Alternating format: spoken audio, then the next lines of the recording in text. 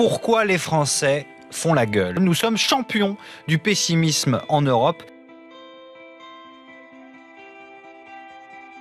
Ce que j'essaye de dire aux Français, c'est qu'il faut qu'ils aient confiance en eux. On est toujours dans la déploration et le dénigrement. J'ai vu ces visages fermés, ces gorges nouées, ces lèvres serrées. Disons les choses simplement. Beaucoup de nos compatriotes n'y croient plus et ils ne nous entendent plus. La parole publique est devenue pour eux une langue morte. Le présent est instable. Pour eux, l'avenir est souvent illisible. Peu de Français se sentent à l'abri et ils se disent qu'il ne suffirait pas de grand-chose pour perdre ce qu'ils ont construit pour eux et pour leurs enfants. La France est un pays fantastique pour créer des entreprises.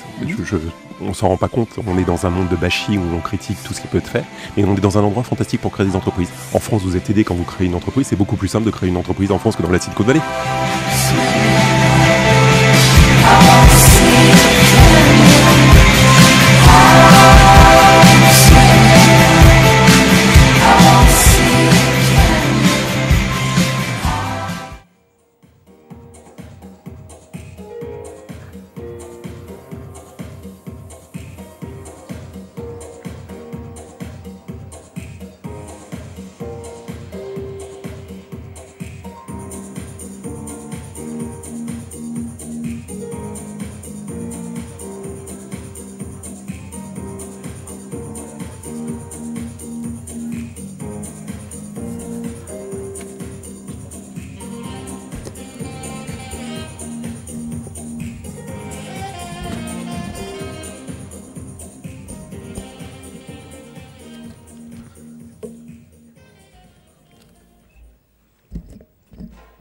Bonsoir.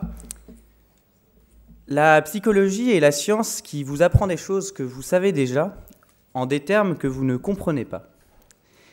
C'est en paraphrasant un célèbre parolier français que je souhaitais introduire cette conférence, une phrase volontairement provocatrice. Car me direz-vous, un psychanalyste dans une école de commerce, c'est pas banal. Cela traduit sans doute cet esprit de curiosité qui caractérise si bien notre association Iségoria, une des seules tribunes étudiantes de France à faire le choix d'ouvrir ses portes à un psychosociologue pour démontrer tout l'intérêt de ces sciences de l'inconscient. Cher public, je suis ravi de vous retrouver ce soir pour cette nouvelle conférence. Cher Jean-Claude Lyodet, merci d'avoir accepté notre invitation ce soir. Vous avez sûrement remarqué l'utilisation des termes psychologue, psychanalyste ou encore psychosociologue en ces quelques phrases d'introduction. Et peut-être guettez-vous déjà une confusion de ma part entre les termes psychanalyste, psychosomaticien, psychosomatothérapeute, psychosociologue, psychopolitologue, et la liste, bien sûr, pourrait s'allonger. Je le disais, cette conférence sera donc l'occasion de justifier, s'il le fallait, l'utilité de la psychanalyse. En effet, cher Jean-Claude Lyodet, c'est bien le travail qui vous anime depuis tant d'années, notamment lorsque vous avez écrit « Faut-il croire à la psychanalyse ?» Psychologue clinicien de formation, vous pratiquez la psychanalyse et êtes auteur ayant connu un succès dès votre premier ouvrage, Dolto expliqué aux parents, publié en 1998. S'en suivra La psychanalyse sans complexe, publié en 2000, Telle fille, quel père, ou encore Quand l'amour manque. En un sens, autant d'œuvres liées, me semble-t-il, par le même principe, celui de rendre accessible la psychanalyse au grand public. Vous complétez ce travail par des interventions dans des entreprises ou des institutions, comme chez nous ce soir, pour redonner avec brio tout l'intérêt du génie subversif de la psychanalyse. Vous le savez, c'est devenu une coutume désormais dans cette tribune. Nous essayons de décortiquer les aspects singuliers des personnalités de nos invités. Pour votre part, vous aimez à citer Lamartine, un seul être vous manque et tout est dépeuplé. Vous proposez la névrose comme guérissoir des mots français, et peut-être que vous y reviendrez d'ailleurs. Ou encore, vous laissez volontiers à dénoncer les travers de notre société en inférant sur France Inter la culture en entreprise est phallocratique. Mais la phrase qui m'a sans doute le plus fasciné, monsieur Lyodet, est sans doute la suivante. Mieux vaut revenir à une bonne névrose, c'est-à-dire à un régime républicain à danger minimal. Scandale, pourrait-on vous répondre? Ainsi, je retiens par-dessus tout cette envie de provoquer la réflexion et la découverte, ce que Lacan résume à merveille en disant que la psychanalyse est un remède contre l'ignorance. Mais poursuivons. Comme d'autres de vos confrères, vous parlez souvent de névrose, au point d'en faire un livre, La névrose française, qui n'est pas d'ailleurs sans rapport avec notre thème de ce soir. Et si vous ne considérez pas la psychanalyse comme une véritable science, ce n'est pas pour autant que la thérapie ne peut pas mener à une sorte d'association libre freudienne. Ou alors faudrait-il considérer que Freud avait tout faux, comme l'énonce le titre de chapitre d'un de vos derniers livres. Jean-Claude Lyaudet, ce n'est pas depuis le divan d'un névrosé que je m'exprime ce soir, mais pourrez-vous peut-être tout de même faire l'analyse psychanalytique de ces mots cachés qui secouent la France? Des mots qui font que la France est sous antidépresseurs. Évitons Prozac et autres anxiolytiques, symptômes d'une pathologie bien française dopant le pessimisme ambiant d'une France sous antidépresseurs. Et c'est justement le thème de notre conférence de ce soir. Il est donc pour moi de laisser la parole à Marion, vice-présidente d'Isegoria, pour mettre en lumière cette problématique. Je vous remercie.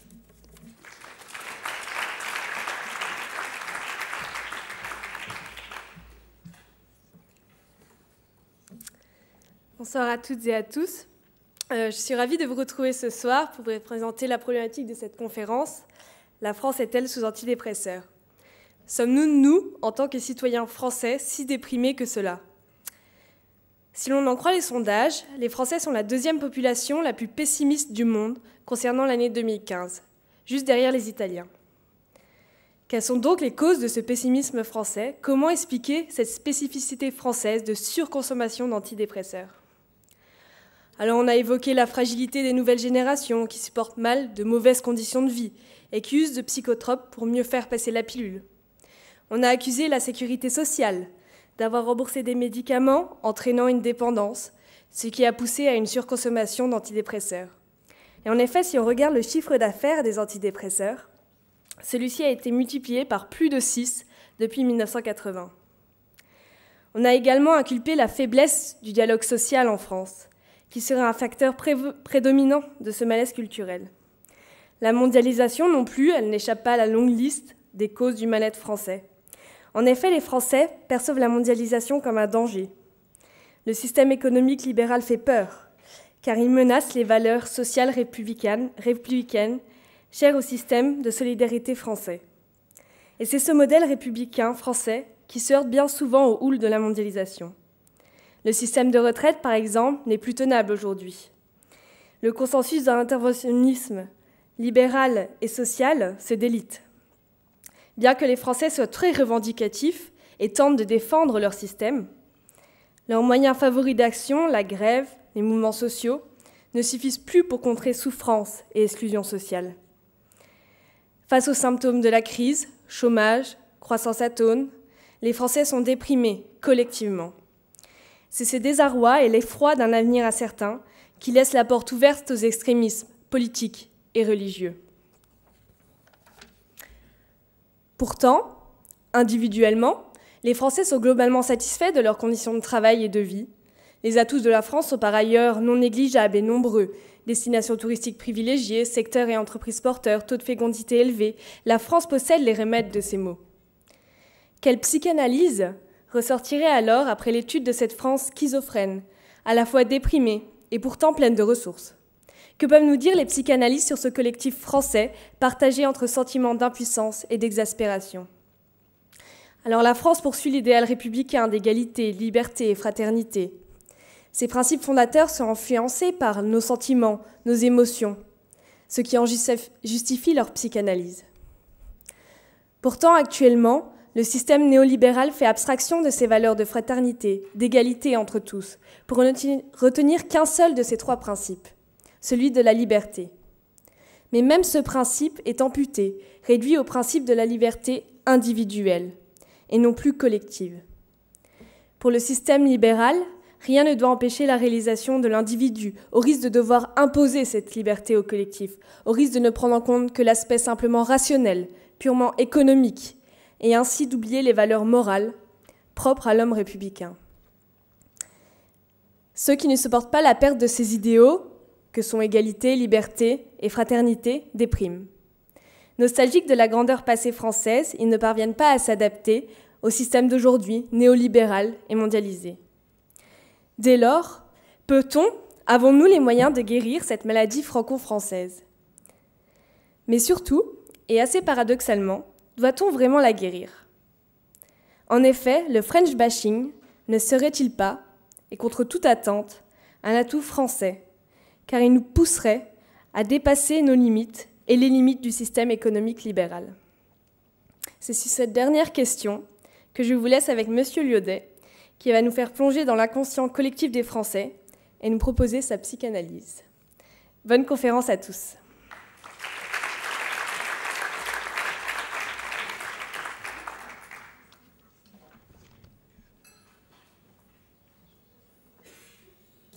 Bonsoir.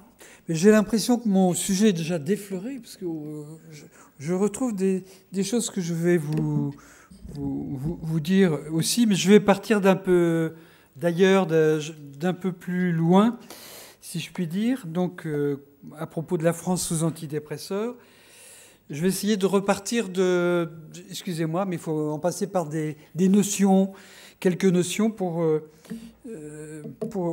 ensuite soutenir ce que je vais développer ensuite. Alors déjà, puisque finalement je vais parler de quelque chose qui n'est pas de la psychanalyse des individus, c'est de la psychanalyse collective, c'est la psychanalyse d'un collectif ou d'une collectivité qui est la collectivité française. Alors c'est déjà un peu osé, tous les psychanalystes ne sont pas d'accord avec ce genre de perspective, selon laquelle la dynamique psychique d'un sujet individuel se construit dans le cadre d'une dynamique psychique collective. Ce qui a fait dire à Freud en 1912, avec un peu d'ironie, il était souvent pince sans rire, voilà une phrase qui colle bien avec mon propos. Il dit « Chaque individu participe de plusieurs âmes collectives ». Le mot « âme », on pourrait peut-être le changer, mettre « psyché » à la place, mais enfin ça revient à peu près au même. Chaque individu participe de plusieurs âmes collectives, de celle de sa race, de sa classe, de sa communauté confessionnelle, de son état, etc. Et peut, de plus, s'élever à un certain degré d'indépendance et d'originalité. Ce qui veut dire par là, c'est que notre base, eh bien, on l'a acquise, c'est pas nous qui l'avons construite. Notre façon de voir, de ressentir, on l'a acquis déjà à un premier niveau, au niveau familial. Et c'est déjà la première dimension psychique de notre individu, la première dimension psychique collective de notre individu, c'est toutes les repères, ce qu'il faut faire, ce qu'il ne faut pas faire, etc., qu'on a appris en famille. Ce n'est pas nous qui les avons inventés. On a là hérité déjà d'une façon de fonctionner qui est collective, qui n'est pas individuelle. Alors, donc au niveau de la famille, on a acquis des façons d'être comme ça, aussi au niveau de son groupe social, et aussi au niveau, disons, de la collectivité dont on fait partie. Pour nous, pour un certain nombre ici, sans doute pas tous, c'est la collectivité française. Sachant, ça c'est un détail qui va peut-être pas tellement être important pour nous, que pour faire un collectif, il faut plusieurs groupes différents.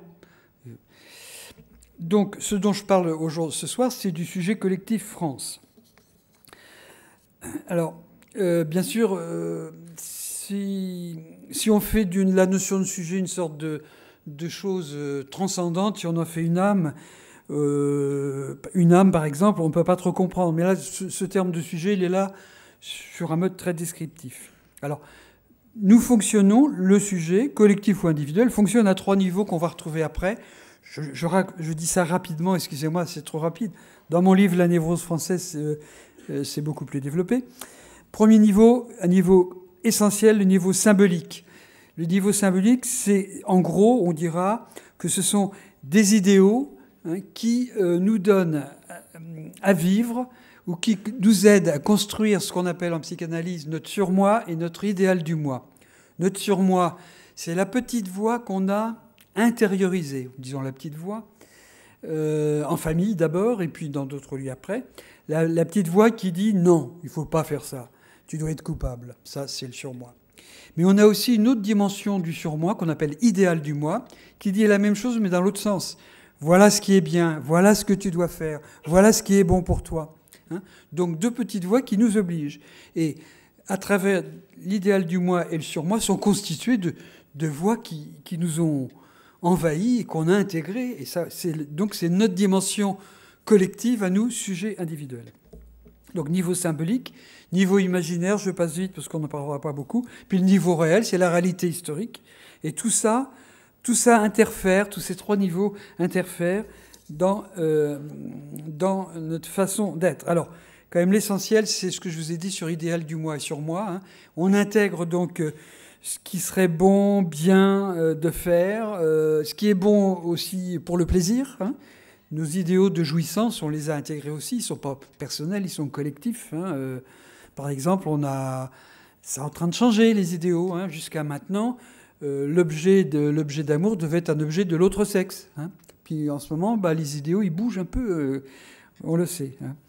Alors, point essentiel, quand la psyché collective est bien structurée, quand le système dans lequel on entre en naissant est bien structuré, eh bien, on souffre pas trop. Mais parfois, il se déstructure. Et puis, certains symptômes, c'est normal de les avoir, c'est pas grave, dans une culture donnée. Au Moyen-Âge, c'était pas pathologique de voir la Vierge au coin d'un chemin ou d'entendre des voix. Aux temps féodaux, d'être soumis, c'était une bonne chose. On pouvait être très soumis, c'était pas du tout pathologique. Au temps de la Révolution, être en insurrection, c'était pas, on n'allait pas à l'hôpital psychiatrique pour ça, c'était un symptôme accepté. Et puis on a même, je dirais, des systèmes collectifs psychiques limités, comme le temps de guerre. En temps de guerre, c'est tout à fait normal, voire héroïque, de tuer.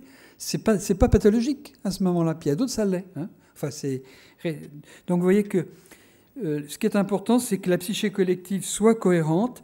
Et pour ça, il faut qu'elle soit ancrée sur le réel, sur l'histoire, et qu'elle ait des idéaux qui tiennent le coup. Alors, psyché collective, on en a connu trois essentiels qu'on connaît encore. C'est pour ça que je vais en parler très rapidement. La première, qu'on pourrait appeler psyché collective biblico-patriarcale. Le grand texte qui est la Bible nous en donne la scène originaire. Vous savez, alors moi je prends ça d'un point de vue typique intellectuel, pas du tout religieux, vous m'excuserez éventuellement. Alors ça donne quoi ? Ça donne un Dieu Yahvé qui fait une chose quand même assez extraordinaire, parce qu'il fait un enfant tout seul, sans femme. C'est rare, ça se fait de plus en plus maintenant avec le clonage. En fait, par une sorte de mécanisme de clonage, Yahvé crée Adam, à son image, est-il dit. Et en plus, après, il fait un truc dans le côté d'Adam. D'ailleurs, la traduction, il paraît que on ne sait pas si c'est le côté ou la côte. Ça ressemble beaucoup à un acte sexuel. Donc, il fait un truc avec Adam et ça donne Ève. Et ce schéma, ce mythe est fondateur de cette psyché biblique patriarcale où le rôle du père, du Dieu le Père d'abord, est fondamental. Et toute notre époque féodale a fonctionné sur ce modèle-là. Disons jusqu'en 1789, en gros. Et puis aussi, dans ce modèle-là, la femme, elle n'existe pas trop. Alors, ce que je ferais remarquer, c'est qu'en entreprise, il y a quand même quelque chose de ce registre-là encore, puisque en entreprise, le propriétaire jouit des droits analogues à ceux du seigneur féodal. Il est chez lui, il fait ce qu'il veut. Il est maître chez lui. Dans le temps, le père de famille avait aussi un rôle de ce genre. On peut dire que depuis 50 ans, ça a bougé quand même. Il y a une certaine égalité de l'homme et de la femme qui est apparue. Voilà, les gros traits. Donc, une psyché patriarcale. Second régime, psyché collective républicaine. L'idéal du bien commun, là, est la fin dernière, comme on vient de nous le dire. Donc la psyché collective républicaine garantit l'amour du collectif pour chacun des membres du collectif, et qu'elle manifeste notamment par le don d'objets sociaux qui sont une preuve de l'amour du collectif pour les individus, et notamment ce qu'on appelle les propriétés sociales, et qui sont justement, comme on disait tout à l'heure, peut-être en question aujourd'hui, les propriétés sociales en question, c'est la sécurité sociale, la retraite, l'assurance chômage, hein, qui montrent l'amour du collectif pour chaque individu. Et puis aussi, ce qui est exigé dans ce régime, c'est l'amour de l'autre. Hein. Et pour cela, dans le système, dans la psyché républicaine, développe une morale exigeante, hein, celle de l'amour du bien, hein, pour lequel on accepte une loi qui est promotionnante. C'est pas une loi qui empêche, c'est une loi qui permet, hein, dans cette logique-là. Hein. Alors, on pourrait dire qu'on est dans un système névrotique parce que la loi est bonne. Hein. La loi est bonne parce qu'elle nous donne une liberté. Et elle défend notre liberté dans la limite du respect de l'autre. Deuxième système collectif dans lequel on vit. Mais les deux se succèdent dans le temps, mais on les vit plus ou moins encore. Troisième, régime psychique, la psyché collective libérale, qui apparaît à partir du XVIIIe siècle à peu près, hein, où prime la liberté illimitée du besoin de l'individu. Les maîtres mots concernant ce régime, ça sera l'individualisme, l'hédonisme, hein. Son avantage réside dans une liberté accordée et qui était importante par rapport à d'autres époques historiques. Son désavantage est dans l'illimitation de cette liberté. Dans cette logique, toute loi est une contrainte à dépasser, donc à transgresser. D'où la doctrine utilitariste. On sait que le bon, c'est ce qui est bon pour moi. Ça a été développé par certains auteurs. Je cite simplement Bernard de Mandeville, qui était anglais. Son nom, on pourrait croire qu'il a été français. Enfin, il était peut-être d'une famille immigrée, qui a écrit un livre qui s'appelle en français La fable des abeilles, qui a été brûlé en place publique au début du XVIIIe siècle, tant il paraissait scandaleux. Où, en gros, ce qui est dit, sa thèse dans ce bouquin, c'est que le mal individuel contribue au bien commun. Vous entendez là quelque chose qu'Adam Smith a dit aussi, hein, avec la main invisible. Hein, donc on fait ce qu'on veut et puis ça, immanquablement, ça débouche sur le bien collectif. Hein. Vous voyez, donc c'est des langages qui sont un peu tournicotés, je dirais, et qui sont un peu qui sentent l'habileté. Friedrich von Hayek dira la même chose un peu, hein, celui qui a inspiré, l'économiste qui a inspiré par exemple Mme Thatcher. Hein, qui explique que comme on ne peut rien comprendre, on ne peut pas avoir toutes les informations sur le marché, il faut faire preuve d'humilité et se soumettre au marché qui sait pour nous ce qui est bon. Donc c'est une sorte de discours religieux, hein, qui est transposé sur un autre registre. Alors on ne se situe pas là dans un domaine névrotique. Alors on se situe, je vais employer un vilain mot, mais que j'utilise dans un sens technique, on est dans un registre pervers. À savoir qu'en psychanalyse, on distingue 3 types de fonctionnement, le psychotique, le névrotique et le pervers. Dans le psychotique, on ignore la loi, on ne sait pas ce que c'est. Exemple, alors ça se retrouve par le fait que on n'a pas de père. Exemple, Marie disant à Jésus que son père, il n'est pas là, il est là-haut. Un père idéal, inaccessible et qui ne peut pas jouer son rôle. La psychose, ignorance de la loi. La névrose, l'amour et la soumission à la loi. La perversion, la loi, c'est moi qui fais la loi. Et je développe des discours extraordinaires. Je suis souvent un très bon législateur pour faire que mon désir, ça devienne la loi de l'autre. Voilà en gros la logique perverse. J'attaque la dépression. Après, je parlerai de ça éventuellement plus loin. Alors, la question de la dépression, ça fait longtemps qu'on en parle. Il y a des campagnes de l'OMS, hein, l'Organisation mondiale de la santé, concernant la dépression. Donc, c'est un mal qui n'est pas simplement français, je vous en reparlerai un petit peu, c'est un mal mondial. Donc beaucoup de campagnes de presse sont faites pour limiter ce mal. Alors, je vais citer quelques phrases que j'ai trouvées il y a quelque temps sur un site public. Infodépression dit par exemple « Il existe une maladie », et j'insiste sur le mot « maladie », vous verrez pourquoi, qui touche plus de 3 millions de personnes en France. Une maladie qui peut vous empêcher de parler, de rire, etc. Mais ce que je retiens, c'est le mot « maladie ». Parce que c'est une bonne nouvelle que c'est une maladie. C'est pas lié à un état extérieur, à une cause extérieure, hein. comme par exemple un deuil, on déprime souvent après un deuil. Mais là, on sait pourquoi on déprime. Hein, c'est à cause de la mort de quelqu'un. Et parfois même, on lui en veut au mort, inconsciemment. On lui en veut toujours au mort, inconsciemment. Hein.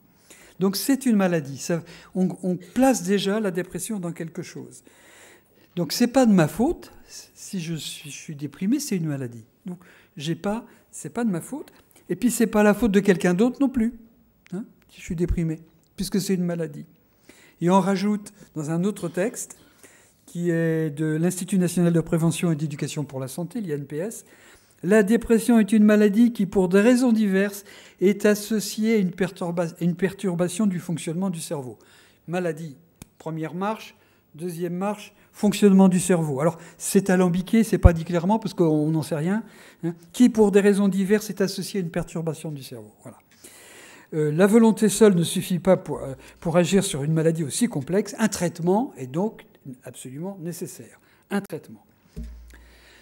Comme on le disait tout à l'heure, hein, donc l'oratrice précédente m'a coupé l'herbe sous le pied. J'allais dire la même chose qu'elle. Hein, c'est que les antidépresseurs... on en a vendu 543 millions d'euros en France en 1980. En 2001, je n'ai pas de chiffre après. Non, excusez-moi. On avait acheté pour 84 millions d'antidépresseurs en 1980, 543 millions d'euros en 2001. Augmentation de 670% en 20 ans. Et puis, ça continue. Hein, les chiffres n'ont pas baissé. En 91, 10% de la population d'Île-de-France estimait souffrir de symptômes dépressifs. En 2005, 28%. Alors, l'INPS rajoute une phrase que je trouve intéressante. Elle dit « La souffrance psychique est devenue la manière la plus licite et audible socialement de se plaindre, alors même que d'autres formes d'expression, du mécontentement, voire de la conflictualité, sont déconsidérées, hein, surtout si elles sont violentes. Alors, comme je suis maintenant dans le discours ambiant actuel, je suis le PDG de ma propre vie. Si j'ai à m'en prendre à quelqu'un, c'est à moi-même. Hein. Et donc, dans la dépression, on a donc ce mouvement de retournement contre soi d'une agression. Et bon, quand j'interviens en entreprise, notamment, je dis, il vaut mieux, c'est quand même... Si vous retournez à l'agression à l'extérieur, vous n'avez pas d'ulcère à l'estomac, vous n'avez pas de dépression. Si vous retournez les choses contre vous, là, vous risquez de déprimer. Donc, plutôt que de manifester, aujourd'hui, on déprime chez soi. Voilà un petit peu le tableau. Alors, une variante de la dépression, ce sont les troubles psychosociaux. Je vais commencer à en parler au Japon, parce que je trouve ça quand même intéressant. J'ai trouvé ça il n'y a pas très longtemps. La dépression, avant les années 1990 à peu près, elle était inconnue au Japon. On ne parlait pas de dépression. Ça n'existait pas, la dépression. Et puis, à partir de 90, les suicides augmentent. Beaucoup. Donc on commence à s'intéresser, à faire du benchmarking, si je puis dire. Hein. La notion de dépression, elle existe dans d'autres pays. On s'intéresse à la chose. Et finalement, des chiffres apparaissent. En 2000, 250 000 déprimés. En 2015, 1 million. Donc voilà que la dépression entre au Japon. On étudie la chose, pourquoi, pourquoi, et on trouve que finalement, la cause clé de la dépression pour les Japonais, c'est le surmenage en entreprise. Hein, on a des témoignages de gens qui travaillent jusqu'à 1h du matin, etc. Puis alors, du coup, ils dépriment et puis certains se suicident. Hein. On pourrait appeler ça du burn-out aussi. Hein. Alors, bon, on a trouvé la cause, c'est le surmenage. Mais on ne va pas éliminer le surmenage pour autant, parce que c'est gênant d'éliminer le surmenage, que ça ferait une baisse de production dans les entreprises. Donc on laisse le surmenage, mais on trouve une idée. On dit que les surmenés sont plus sensibles à une maladie qu'est la dépression. Donc ce n'est pas le surmenage qui crée la dépression. Quand on est dans un état de fatigue, on attrape plus facilement le microbe de la dépression, quoi. Et donc encore une fois... On retire les causes extérieures, on fait de la dépression une maladie, et ainsi on médicalise un problème social. De la même façon, des études sur le chômage disent qu'on est au chômage parce qu'on est dépressif. Et on ne dit jamais, ou plus difficilement, qu'on est dépressif parce qu'on est au chômage. C'est parce qu'on avait un trouble dépressif qu'on s'est retrouvé au chômage. Voilà. Donc, alors, les troubles psychosociaux. En France, le baromètre santé de 2005 en donne une photographie. 59% des actifs déclarent un épisode de stress en lien avec leur vie professionnelle. Alors que 34% seulement disent « oui, j'ai du stress, mais c'est lié à ma vie privée ». Donc il y a un gros écart entre vie professionnelle et vie privée. Un sondage Ipsos de 2010 donne la même chose. 62% des salariés affirment ressentir un niveau de stress élevé. Pour 33% des salariés, un risque élevé existe pour que leur travail leur cause de graves problèmes psychologiques et bien sûr de la dépression. On estime qu'un salarié sur 10 est en détresse. Donc les spécialistes du travail tirent la sonnette d'alarme, on s'émeut, qu'est-ce qui se passe Depuis 20 ans, il y a une dégradation terrible dans les entreprises. Qu'est-ce qui a changé dans les entreprises pour que les salariés s'y sentent si mal ? Alors, il y a toute une série d'avis qui sont donnés. Philippe Davzy, qui est un enseignant-chercheur en médecine et en santé, lyonnais, nous propose une clé. Il peut y en avoir d'autres. J'ai retenu celle-ci, puisque pour des futurs managers, elle est quand même intéressante. Ce que Philippe Davzy estime, c'est que d'organisateurs, les cadres sont devenus managers, dit-il. Avant, les cadres étaient des gens du métier, ils comprenaient ce que faisaient les autres. Maintenant, ce sont des managers qui tournent sur les postes au bout de 4 ans. Donc, ils sont devenus des gestionnaires armés de chiffres et de tableaux de bord, veillant sur la rentabilité, puisque la gouvernance des actionnaires s'est beaucoup développée depuis 30 ans à peu près. Voilà. Alors, qu'est-ce que ça crée au niveau des salariés ? Les Français ont une spécificité curieuse qui est partagée par peu de personnes. Ils aiment leur travail, et c'est rare. Ils aiment tellement leur travail qu'ils ont l'impression qu'ils se réalisent eux-mêmes en travaillant. Donc quand on leur demande de faire de la qualité, c'est-à-dire du juste bon, juste à temps, pas trop en faire, pour pas dépenser d'argent pour rien, ils sont frustrés. Quand on ne tient pas compte, on reconnaît pas leur travail, il y a une perte d'idéal qui est très importante pour eux. Voilà ce que soutient Davzy. C'est que la perte de l'idéal du travail bien fait, parce qu'on ne leur demande pas de faire un travail bien fait, dans lequel ils ont l'impression de se réaliser, s'ils ne travaillent pas bien, ils ne se réalisent pas. Déprime. Voilà une des causes possibles. Alors, je vous disais tout à l'heure, la dépression, on dit tout le mal français.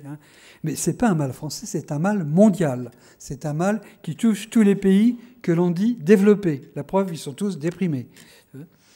Au début du XXe siècle, au niveau mondial, on estimait qu'il y avait 1% de la population déprimée. En 1950, on estimait qu'il y en avait 6%. En 2015, on estime qu'il y a 20% de personnes déprimées au monde, soit environ 400 millions de personnes. Vous voyez ce que ça fait en termes d'antidépresseurs, c'est fabuleux. Parce que, autre donnée sur laquelle il faut insister, c'est que la dépression est une manne pour l'industrie pharmaceutique. Ça explique en partie l'évolution des pratiques psychiatriques.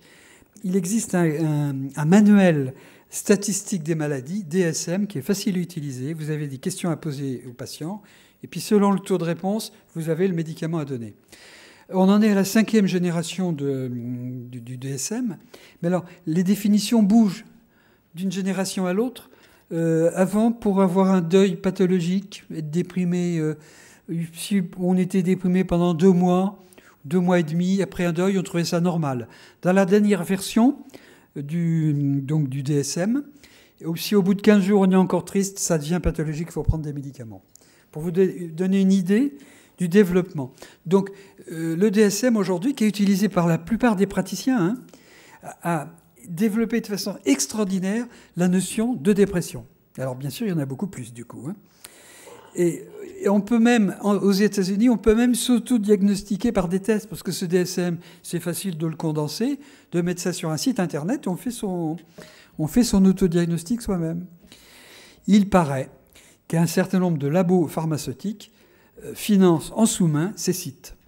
Donc on pourrait dire que, hélas, on peut s'interroger, peut-être qu'on promeut des maladies pour vendre des médicaments aujourd'hui. Même cas pour l'hyperactivité et les troubles bipolaires. D'ailleurs, on peut dire qu'Aldous Huxley l'avait prédit.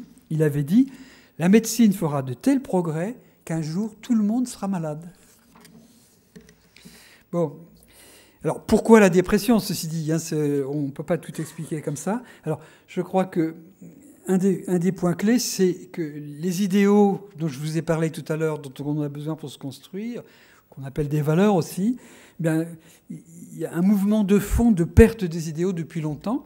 Alors, je vais trouver mes exemples un peu partout.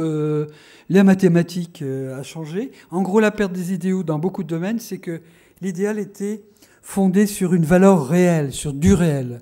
Et aujourd'hui, il y a une coupure complète entre des idéaux et le réel. Alors, par exemple, la théorie du gender. Hein, vous savez que la sexualité, l'identité sexuelle n'aurait aucun rapport avec notre identité chromosomique. Hein. Les mathématiques, maintenant, on peut construire toutes les mathématiques qu'on veut, depuis qu'on a déclaré que tous les axiomes étaient possibles. Hein. On peut prendre deux droites peuvent être parallèles ou deux parallèles peuvent se recouper, par exemple. Et à partir de là, on construit une mathématique. Donc il n'y a plus de lien avec une réalité sensible. Et puis, pour la monnaie, c'est la même chose. Un des grands tournants a été la date de 1971, où les États-Unis ont dénoncé les accords de Bretton Woods qui assuraient la valeur des monnaies en créant une parité, une certaine parité avec le dollar, lequel dollar s'appuyait sur l'heure. En 71, on a dit il n'y a plus de rapport entre le référent réel, l'heure, et le dollar. Donc voilà. Donc dans beaucoup de domaines, il y a une coupure avec des référents réels. Si je reprends mes histoires de psyché aussi, hein, je dirais qu'il y a quand même une différence forte entre la psyché républicaine et la psyché libérale, collective toujours. Hein. Je vous ai dit, la psyché républicaine est pétrie d'idéaux forts qui se traduisent en lois, qui s'imposent à tous, alors que l'idéal clé dans la psyché libérale, c'est de ne pas avoir d'idéal, lequel s'incarnerait dans des lois qui contraindraient notre liberté. La liberté, c'est mauvais. Hein. Il faut laisser tout faire. Business is business. On est plutôt sur ce qu'on veut promouvoir là, c'est la moralité. Pas immoralité, mais avec un art privatif. Un monde où la morale n'existerait pas.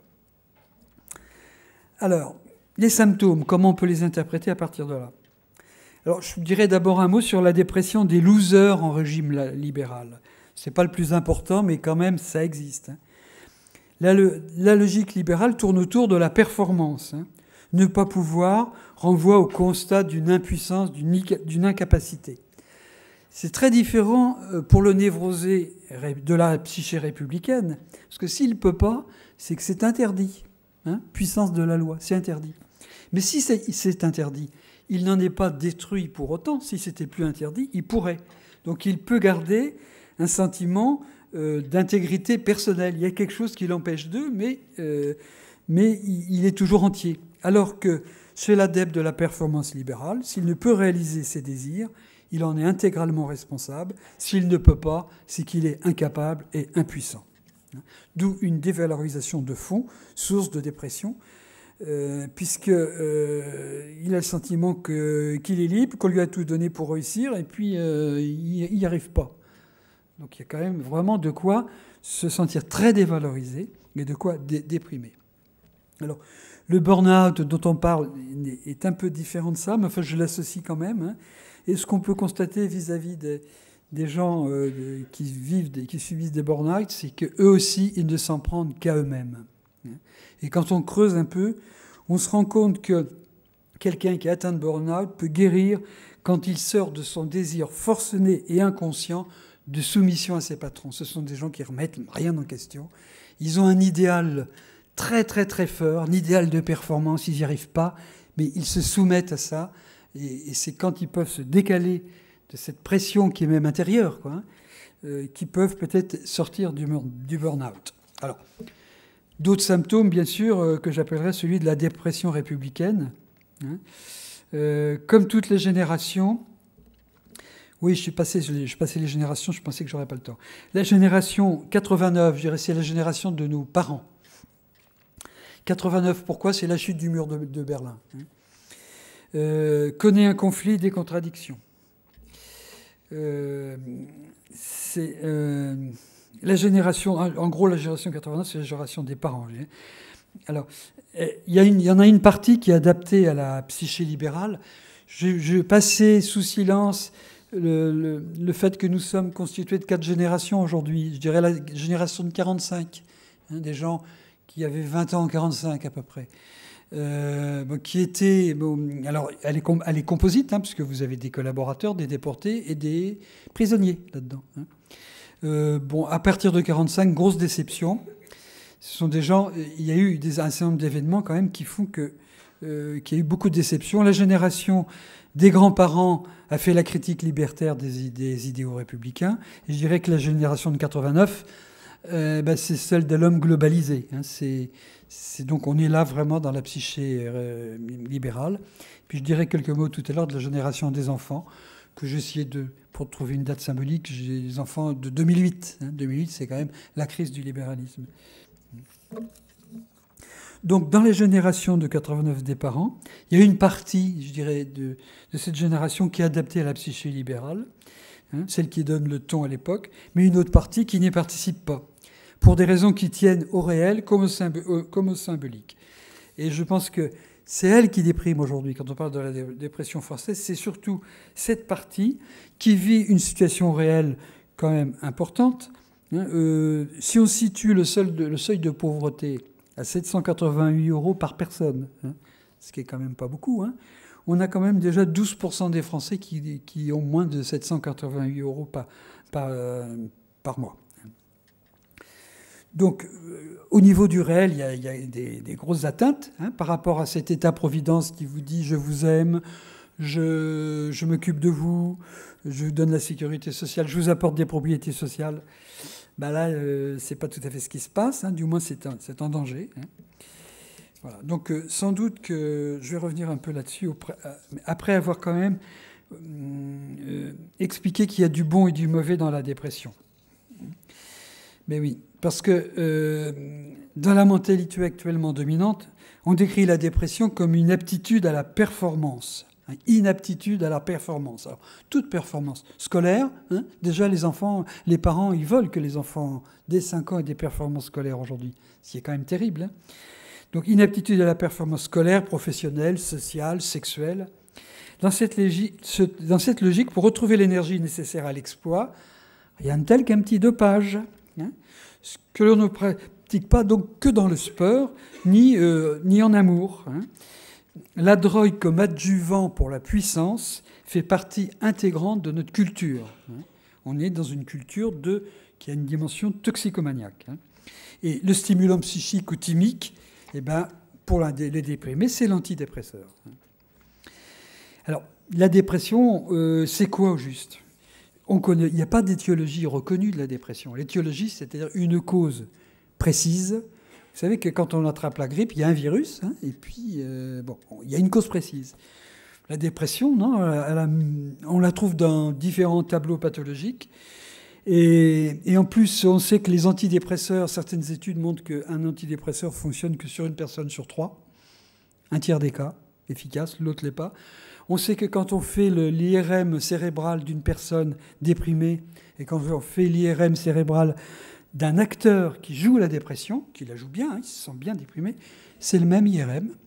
Donc le cerveau, quel rôle joue le cerveau dans la dépression, c'est difficile. Donc et on appelle tout, comme je vous ai dit, avec le DSM, on appelle tout dépression. Donc un mouvement quand même actuel de marche arrière, où on essaie de distinguer la dépressivité et la dépression. Je dirais la bonne dépression de la dépression pathologique.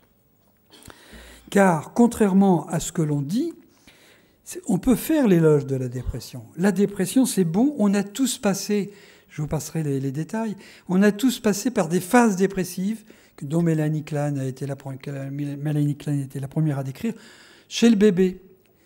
Et c'est très très important, c'est que dans un premier temps, le bébé, il est confondu avec sa mère, il est le Dieu tout-puissant. Et puis un jour, il y a une coupure qui se fait. Il y a une coupure. Il a perdu sa mère, mais en même temps, avant, il n'y avait ni de mère ni de bébé, c'était tout confondu. C'est que l'apparition de l'objet d'amour, il existe quand il est perdu.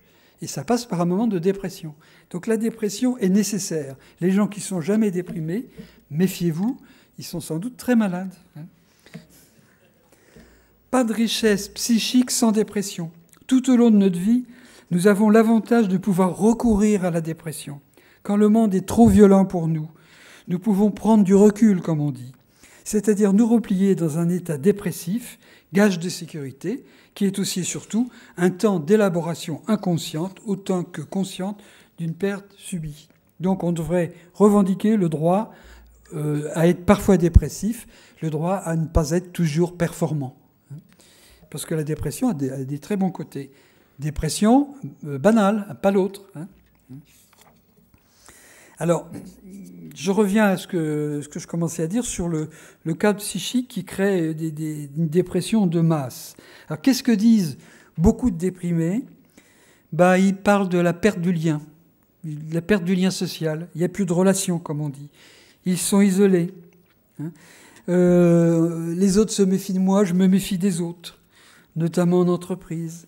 Maintenant, c'est chacun pour soi. On se tire dans les pattes. C'est des choses qu'on entend beaucoup. Dans le couple également. Chacun joue sa partie personnelle. Puisque si le partenaire sexuel est devenu le moyen pour satisfaire son besoin, on n'est plus dans une solidarité, dans une fraternité. On est dans... Le bien commun n'a plus de sens. C'est-à-dire toutes les valeurs républicaines dont je vous parlais tout à l'heure n'ont plus de sens. Apparaît une conflictualité sauvage. Mais vous savez très bien qu'on vit dans un monde de concurrence. L'entreprise, c'est la concurrence. L'entreprise, c'est la guerre. C'est le discours qu'on tient sur les entreprises, il ne faut pas l'oublier. Donc tout ça, vous voyez comment tout ça se recoupe. Le sentiment global qui ressort de tout ce que ces gens disent, ces dépressifs disent, c'est qu'ils ont le sentiment d'une dégradation, d'une catastrophe annoncée. Ils ont perdu un objet d'amour dont se nourrit la nostalgie. Parce que finalement, le modèle de base de la dépression, c'est le deuil. C'est la perte d'un objet d'amour. Alors, quel est cet objet ? Celui à propos de qui solidarité et fraternité ont été vécus, alors, autant de toutes les générations, autant des maquis pour les anciennes générations, dans la liesse de 1945, mais ça n'a pas duré, ça a duré 4 ans, en 1945. Parce qu'en 1945, il y avait un espoir extraordinaire en France. Alors qu'on allait inventer une nouvelle société qui réaliserait les droits de l'homme.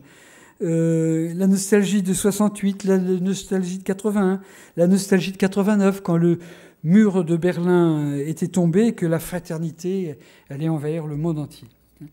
Donc, la dépression est liée, je crois, à un objet perdu qui est lié à la psyché républicaine. Donc une partie de la génération des parents d'aujourd'hui vit donc dans la nostalgie du monde, semble-t-il, perdu de la psyché républicaine, exaspérant l'autre partie que ne voit en ces déprimés improductifs que de l'énergie gâchée et de la valeur évaporée. Ce qui n'empêche pas les déprimés parfois d'être agressifs. Au fond de toute dépression, il y a une haine contre l'objet, comme je vous disais tout à l'heure à propos des défunts, une haine contre l'objet qui nous a abandonnés. Donc il y a toujours des retours de dépression en haine. Ça se manifeste parfois. Et après tout, on peut lutter, être haineux contre la démocratie et la République qui nous a tant déçus. Elle n'est pas celle que nous croyons, et on vote Front National. Demain, quelques mots sur demain. Et demain, ça va, je suis à peu près dans les temps, ça va ? Oui ? Encore 5 minutes ? Demain, qu'est-ce qui va se passer, notamment avec la génération que j'ai appelée la génération de la précarité. La génération de gens qui avaient 20 ans, en 2008 à peu près, quoi. Alors, peut-être que 2008, ça a été quand même un moment où les non-idéaux libéraux, je dirais, parce que c'est des contre-idéaux, ont commencé à faire défaut. C'est que le discours libéral nous donnait à croire, il était un mythe vrai, il suffisait de lâcher prise, d'être spontané, de suivre nos intérêts égoïstes pour qu'une main invisible, c'est donc celle d'Adam Smith, équilibre le marché et distribue sa manne. Il était urgent de laisser faire. C'est anti-moral, présenter le mérite, contrairement aux différents totalitarismes et puritanismes, de demander d'autres efforts que de suivre sa nature. C'est quand même bien. Plus qu'une promesse de bonheur, c'est le bonheur ici et maintenant. Bien sûr, il y en a qui l'attendent encore un peu, mais le progrès est en marche, donc un jour, tout le monde, ça va être le paradis. Ce discours de séduction imitant la bonne nouvelle évangélique. Ce discours-là, il y a de moins en moins de personnes qui l'entendent aujourd'hui, notamment chez les jeunes. Alors, qu'est-ce qu'on peut imaginer voir surgir? Alors, ce qui se développe peut-être, c'est une culture de la précarité, sachant que il y a certains experts ont travaillé sur cette question de la précarité, notamment un dénommé Jean Furtos, qui a essayé d'écrire un modèle qui me paraît intéressant. Il décrit 3 niveaux de la précarité. Le premier niveau, c'est bon. C'est-à-dire que je risque de perdre quelque chose, puisqu'on est toujours du côté de la perte dans la dépression, hein, mais j'ai encore confiance en moi. Hein. Donc c'est le niveau de ce qu'on appelle le stress stimulant. Hein. Deuxième niveau, et qui touche déjà beaucoup de personnes, quelque chose est déjà perdu, bien que la situation concrète soit encore bonne. C'est le mauvais stress, souvent vécu en entreprise, par tout le monde, le cadre comme l'opérateur. Hein. Le salarié a conservé son emploi, il n'y a pas de problème, mais dans sa tête, il se dit, si je fais une erreur, c'est ma perte. Il est déjà dans une situation de précarité. Enfin, les grands précaires, qui ont le sentiment que la perte est totalement consommée, hein, qui se sentent non aimés par le collectif, on pourrait le dire comme ça, il n'existe plus qu'une logique de survie, et ce qu'il y a d'extraordinaire, de terrible chez ces personnes-là, c'est qu'ils se créent une insensibilité totale.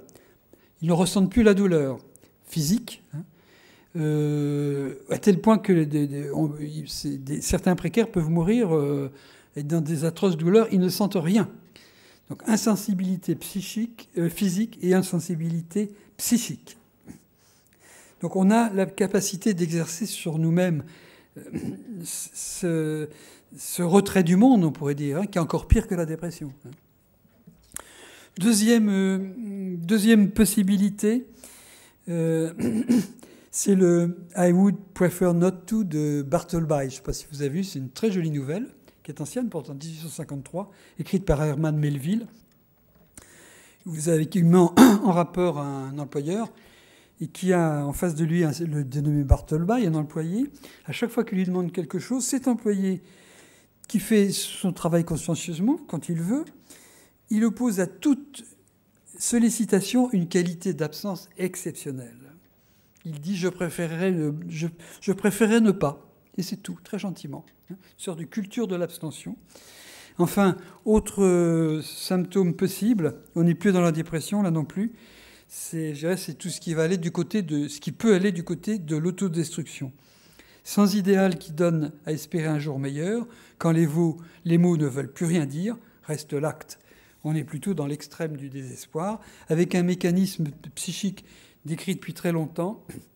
Quand on souffre de quelque chose, passivement, on peut avoir une réaction qui consiste à se faire souffrir soi-même, parce que là, on est acteur de la souffrance. Il vaut mieux être acteur de la souffrance que de la subir.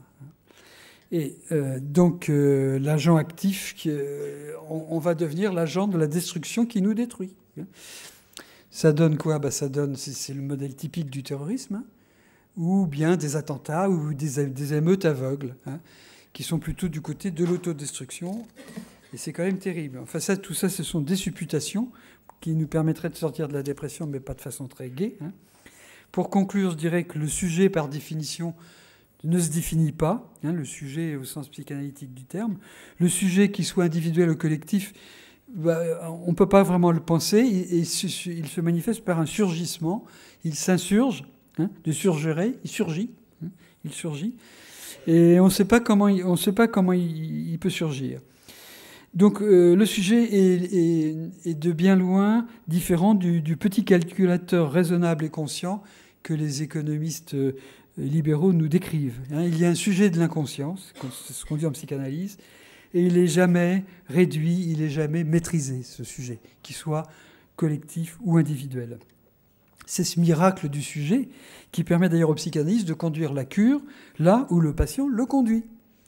On ne sait jamais ce qui va se passer dans une cure. Il y a justement quelque chose de l'émergence, que j'appelle l'émergence du sujet, qui est étonnant. Mais au niveau collectif, c'est pareil. L'histoire nous l'enseigne, notamment l'histoire récente dans les pays arabes. On n'avait pas prévu ce qui arrive. Quand bien même après, on estime que c'était prévisible, mais après coup, c'est facile. Hein. C'est donc dire que tous ces scénarios très noirs concernant la jeune génération que j'ai tracé au début, à la fin, pardon, c'est dire que tous ces scénarios, aussi utiles qu'ils sont complètement hypothétiques. Hein. Et donc, la génération, notamment la génération que les étudiants ici représentent, nous prépare sans doute des nouveaux événements historiques que personne n'est en capacité d'imaginer aujourd'hui. Espérons qu'ils sortiront de la dépression.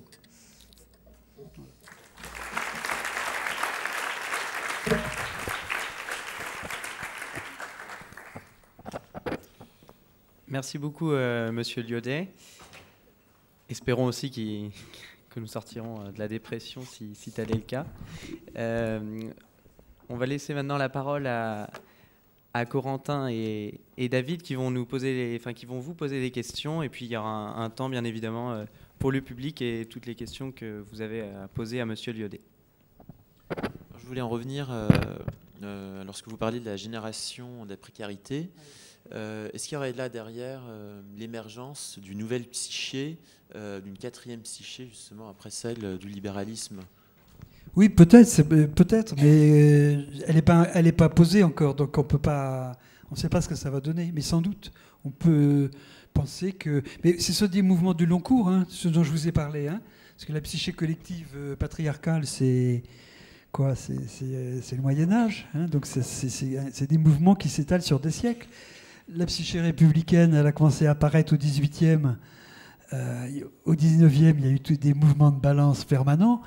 Les choses sont installées depuis 1870 en France. Vous voyez, donc c'est un long mouvement. Hein, et c'est pareil pour le libéralisme, qui existe, la psyché libérale, qui existe depuis le XVIIIe siècle. Même avant, vous avez les débuts, les revendications sur la tolérance, etc., datent du XVIIe. Donc c'est des mouvements au long cours. Hein. Donc oui, peut-être que peut-être pas dans 20 ans, dans un siècle, sans doute que les choses auront bougé, auront changé. Mais ce que ça sera, je crois que c'est de l'ordre de l'inimaginable aujourd'hui. Moi, j'aurais une question par rapport à la première psyché que vous avez évoquée, c'est-à-dire la psyché de l'abîme, puisque vous en avez moins parlé que les autres. Et du coup, je voudrais savoir ce qu'il en est. Est-ce que ça veut dire que cette psyché a plus ou moins disparu, ou alors elle n'est plus symptôme de dépression? Écoutez, il suffit de lire les journaux en ce moment. À lire les journaux, on croirait que tous les Français sont soit de religion juive, musulmane ou catholique. Hein. Alors qu'en fait, je ne sais pas les statistiques, mais je suppose qu'au moins 70% des Français, voire 80%, n'ont pas de pratique religieuse. Certains ont une culture religieuse, mais n'ont pas de pratique. Hein. J'ai oublié votre question. Oui, pour vous dire que... parce que la psyché collective patriarcale, elle est beaucoup fondée sur le religieux. Or, le religieux aujourd'hui n'a pas disparu. Hein. Oui. Donc, elle existe encore. Alors, elle n'est pas aux commandes du fonctionnement social, mais elle est très présente encore. On est partagés, sans doute nous tous, entre différents régimes psychiques. D'un point de vue plus méthodologique, n'est-ce pas absurde pour certains de transposer la psychanalyse à l'échelle de la société? Par exemple, est-ce qu'on peut parler à l'échelle de la société d'un complexe d'Oedipe, d'un moi, d'un ça, de tous ces termes, ou analyser des rêves? Non, le collectif, ça rêve pas. Hein. Non, parce qu'on est dans une interaction individu-collectif, c'est-à-dire qu'un certain nombre, un système de valeurs imprègne des individus. Hein, mais on peut dire, je ne sais plus qui disait ça, c'est-à-dire qu'un dictionnaire, s'il n'y a personne pour le parler, il n'existe pas. On pourrait dire que le collectif, la psyché collective, c'est comme un dictionnaire, mais il faut des individus pour la parler. Vous voyez ? Ceci dit, on peut retrouver quand même des éléments. Alors, il y a des interactions. Par exemple, dans la psyché libérale qui est pour pas de droit, pas d'État, le moins d'État possible, pas de loi, ça ressemble beaucoup quand même à une révolte contre les papas. Hein, il y a des liens.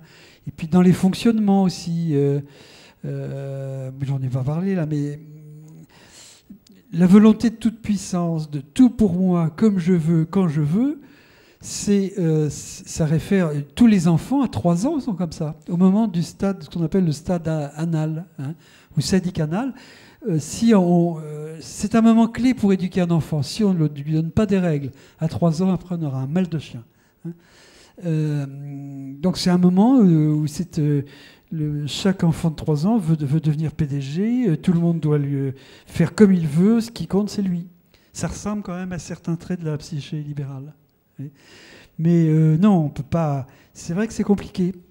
C'est le fait d'appliquer au collectif hein, des concepts qui ont été d'abord élaborés pour des individus. Sauf que c'est vrai, c'est faux, parce que le premier à avoir fait ce travail, c'est Freud. Quand par exemple, dans Moïse et le monothéisme, il estime qu'il y a un lien de filiation entre le meurtre de Moïse, parce que Moïse aurait été tué selon lui, et puis le Christ sur la croix. Il estime qu'il y a une culpabilité qui s'est transmise de génération en génération. On est dans des jeux collectifs. Il est dans Moïse et le monothéisme. Totem et tabou, c'est pareil. Donc Freud est le premier à avoir fait ce travail de liaison entre le collectif et l'individuel. Donc du coup, je me sens quand même assez autorisé. Mais aujourd'hui, j'ai l'impression que c'est un peu contradictoire. En fait, on dirait que le collectif, c'est de faire ressortir l'individu et de se détacher du collectif. Donc, comment... Ça, c'est une valeur collective, ça. Oui, mais vous voyez, il y a quand même un... Non, c'est la valeur que nous partageons. Donc c'est une valeur collective. La valeur collective, c'est d'être chacun pour soi. Hein. Mais tout le monde pense la même chose. On est structuré, on est beaucoup structuré comme ça, quoi. On supporte mal quand même, de moins en moins, les contraintes. Hein. D'ailleurs, j'ai repris qu'une partie de mon livre là, de la névrose française, là, hein, parce que j'essaie de décrire 2 symptômes. Premier symptôme, c'est la dépression. Je dirais c'est la dépression des républicains. Mais deuxième symptôme, c'est la délinquance d'un certain nombre de personnes. Hein, quand on voit ce qui se passe... alors les délinquances, on la retrouve à tous les niveaux, hein, depuis le dealer de banlieue jusqu'à certains types de patrons d'entreprise, vous savez, tous les scandales qui peuvent exister en entreprise. C'est un modèle... bon, alors ça, c'est un symptôme, je crois, aussi de la psyché collective. Donc moi... Donc, et les autres, rien du tout. Mais on partage cette valeur-là. Donc elle est collective, du coup. Oui, c'est vrai. Donc le problème vient de la superposition de 2 psychés antinomiques. Oui, on vit les 3, je crois. On vit les 3. On est, je sais pas, on a eu une enfance... en ce qui me concerne, j'ai une enfance catholique. Donc je suis marqué par ça. Hein, donc, et puis je suis intéressé par par les valeurs républicaines, et puis j'ai travaillé dans un monde libéral dont j'ai partagé un certain nombre de choses aussi. Donc on est dans les 3, mais il y a quand même une prévalence de l'une sur l'autre. Mais par rapport à la psyché libérale, vous avez tendance à souligner le fait que le libéralisme est très, très inhumanisant, mais justement, à l'origine, il a plutôt pour volonté de mettre l'individu au centre, au lieu de le mettre au service d'une entreprise. Qui n'est pas quelque chose de...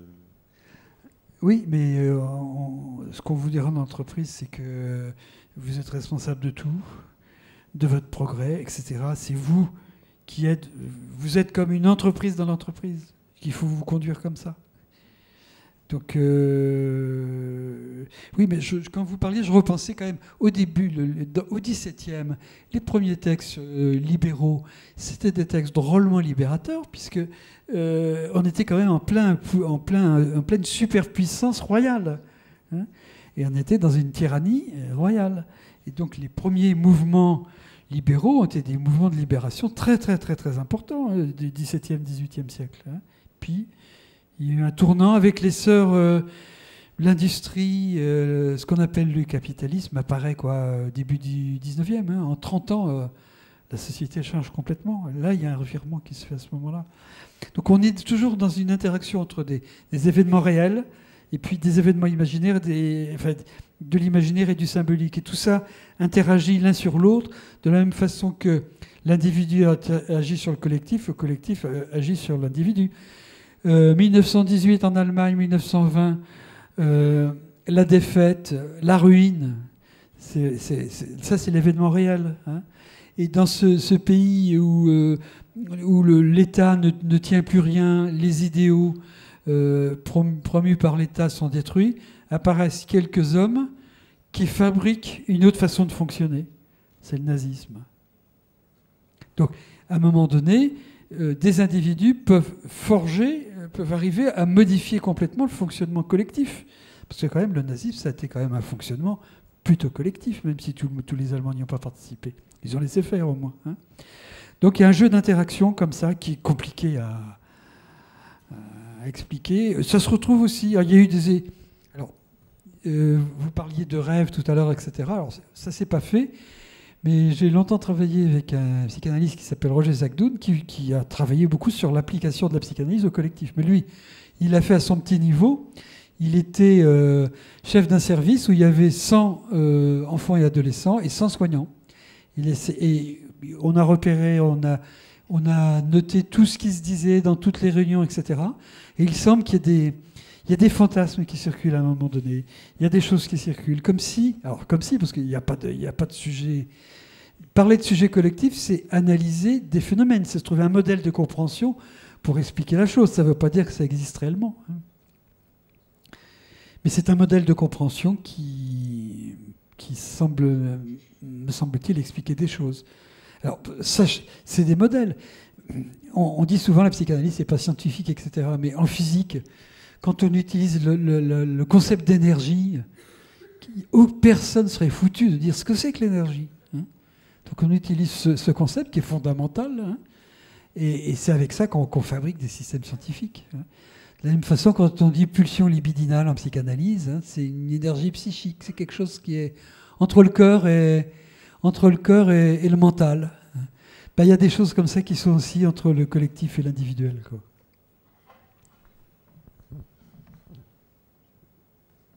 Une dernière question pour rebondir sur l'actualité.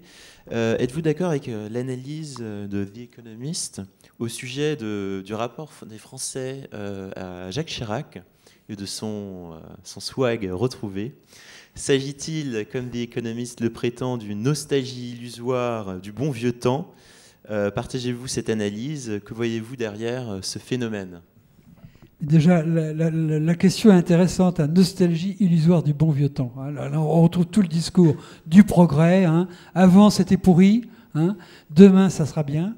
Donc, c'est toute une façon qu'on a de nous installer dans le temps, qui est assez terrible, parce que le passé, il est mauvais, il n'existe pas. Hein.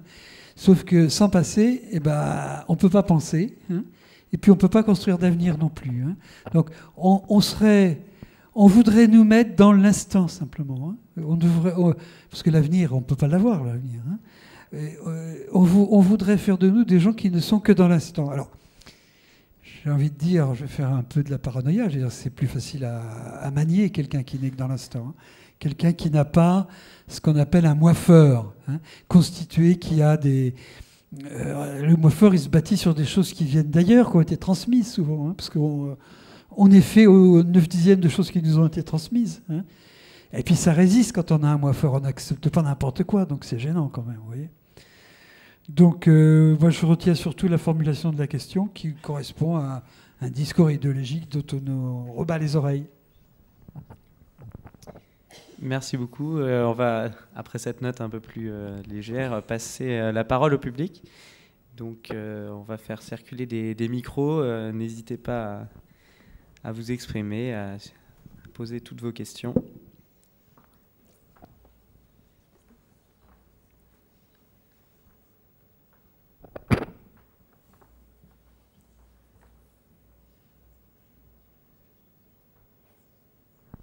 Première question, c'est la plus difficile, puis après ça va tout seul.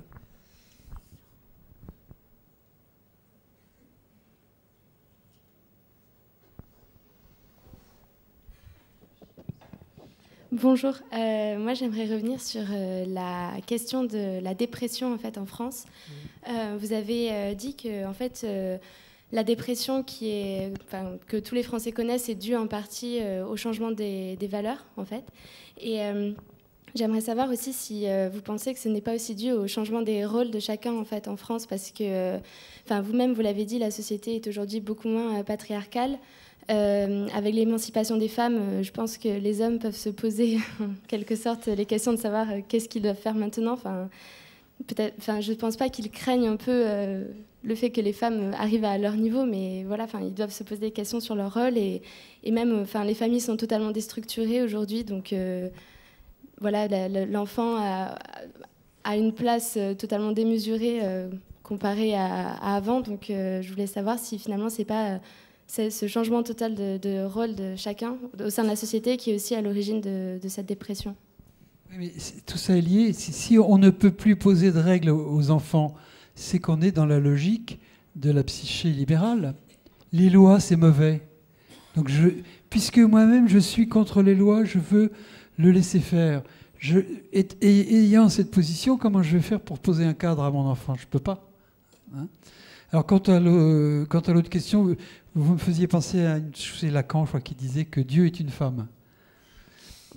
Et c'est vrai que le clonage, c'est quand même un truc bizarre, de faire un enfant, ce que fait Yahvé dans la Bible, il fait un enfant sans femme. La femme n'existe pas du tout. Alors, peut-être que la solution, c'est qu'effectivement, il est ce qu'on appelle en psychanalyse une mère phallique, c'est-à-dire il est et père et mère à la fois.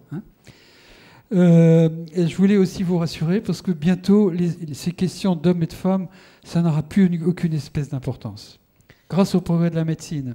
Puisque bientôt, il suffira de prendre une petite cellule. On peut même, à partir du tissu graisseux, on pourra faire du clonage. On aura un utérus artificiel, et on pourra donc se prendre un petit peu de chair et se cloner soi-même. Donc, les hommes et les femmes, ça sera juste pour le fun, quoi. Ça n'aura plus grande importance. Bon, ceci dit, à part cette plaisanterie, oui, sans doute que l'évolution actuelle, à partir du moment où le père est descendu de son piédestal, à partir du moment où les lois, ne sont plus ce qu'elles étaient, si j'ose dire, les rôles de l'homme et de la femme changent. Ceci dit, l'homme aura toujours un rôle spécifique par rapport à la femme, tant que la femme enfantera, parce qu'après, ça sera peut-être différent. Mais au jour d'aujourd'hui, vous avez quand même, pour une femme enceinte, un fœtus, c'est un peu comme un de ses organes. Elle a ce fantasme-là, le fantasme aussi qu'il y a un envahisseur dont il faudrait bien se débarrasser. Elle est toujours dans cette ambivalence. Enfin, elle est dans une union forte avec son bébé, et celui qui sépare, c'est quand même le père en général. Et donc là, la mère et le père ont des rôles très très différents. Et ça, je pense que ça devrait subsister. Débarrasser des aspects patriarcaux, et heureusement. Alors c'est sûr que ça demande un réajustement des rôles, d'autant plus que les femmes sont tellement mieux, elles sont plus intelligentes, elles réussissent mieux à l'école, elles sont capables de faire trois travaux à la fois. Donc, pauvres hommes, oui, on va devoir beaucoup se reposer et vous laisser nos places. Ce sera pas mal, Moi, j'ai une question pour rebondir à ce qui a été dit sur les valeurs. C'est moi. Juste, est-ce que le fait qu'il y ait ce questionnement de soi-disant perte de valeurs, enfin des valeurs qui fondent les personnes, est-ce que ça peut suffire d'un point de vue juste de la personne, de l'individu, à causer une sorte de dépression ou de mal-être suffisamment fort pour qu'on ait besoin de prendre des antidépresseurs? Oui, vraiment, on fonctionne avec des idéaux et avec des interdits. Et c'est vraiment c'est ce qui nous structure notre vie psychique. Un des symptômes de l'inceste, il y a des gens qui sont incestués, ça arrive, hélas, c'est qu'ils confondent tout, ils sont paumés, parce que justement, toutes le bon père, la bonne mère, enfin, ça aussi c'est des valeurs. La mère qui s'occupe de soi, qui se charge de l'enfant, le père qui se charge de l'enfant. Enfin, tout ce repérage est foutu en l'air. Donc ils sont dans une confusion totale. Donc vraiment, je crois que c'est comme ça qu'on se structure. Toute l'éducation de l'enfant, quand on y réfléchit, c'est bien ça. Hein, c'est qu'on va lui permettre d'intégrer comment vivre ses pulsions, que faire de ses pulsions, et puis qu'est-ce qu'on ne peut pas faire avec ses pulsions. Donc c'est ce que j'appelais l'idéal du moi et le surmoi. On a besoin de ça, sinon on est déstructuré. D'ailleurs, peut-être qu'on peut expliquer comme ça une nouvelle symptologie qui apparaît. On parle de cas limites. On parle de gens qui seraient ni psychotiques, ni pervers, ni névrosés, mais qui sont des sortes de situations un peu... Ils ont un rapport très distant avec la réalité. Ils ont une volonté que ce soit comme ils veulent. Ils sont très impulsifs. Et on décrit un nouveau mode de pathologie depuis 20 ans qui correspond peut-être bien à la perte de certains idéaux. Mais du coup, ça veut dire qu'il y a toujours un petit matelas de personnes qui ne se retrouvent pas dans les valeurs d'un pays ou d'une nation, et on est condamné à avoir des gens inexorablement déprimés. Oui, il y aura toujours des comment dire, on n'est pas, heureusement, le collectif n'est pas uniforme. Ce qui est très important, quand on veut recréer de la vie dans un collectif, il faut pouvoir recréer, je pense à ça parce que ça s'est fait en institution avec les 200 personnes dont je vous parlais tout à l'heure. Il faut qu'il y ait, si vous voulez, une société devrait fonctionner sur le mode génital. Ça se retrouve dans certains discours du Moyen-Âge où on dit que il y avait trois groupes sociaux. Hein. Il y avait les nobles, les prêtres, et puis les paysans, quoi. Les paysans. Et il est dit que si chacun donne à l'autre dans le respect des différences, si les trois fonctionnent ensemble, alors la société existe. Et alors, c'est pour ça que je fais un rapport avec le rapport amoureux. C'est-à-dire que si les classes sociales, aujourd'hui on parle de classes sociales, trouvent un moyen d'être complémentaires, alors on a un collectif harmonieux. Mais un collectif ne peut pas être fait que d'un groupe, c'est pas possible. Il y a plusieurs groupes pour faire un collectif. J'ai perdu votre question, je crois. Non, c'était sur le fait qu'il y ait toujours des gens qui soient contre le... Ah oui, toujours. Toujours. Il paraît de la même façon que certains historiens disent qu'il y a toujours 10% d'extrême pauvreté depuis toujours.